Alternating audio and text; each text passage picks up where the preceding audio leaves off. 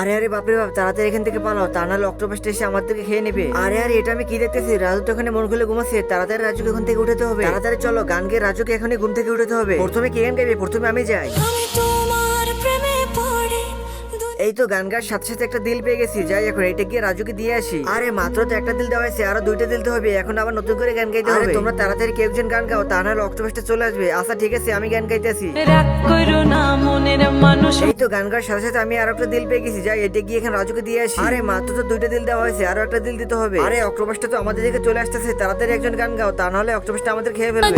যাই তোরে আমার গলায় তো অনেক ব্যথা করতেছে, আমি তো গান গাইতে পারতেছি না। তুই নাকি যাবি আমি মনে হয় আজকের গান গাইতে পারবো না, আমার গলা অনেক ব্যথা করতেছে। আরে তাড়াতাড়ি গান গাও, তা না হলে অক্টোপাসটা তো আমাদেরকে চলে আসতেছে। প্লিজ তোমরা সাবস্ক্রাইব করে আমাদেরকে হেল্প করো তাড়াতাড়ি।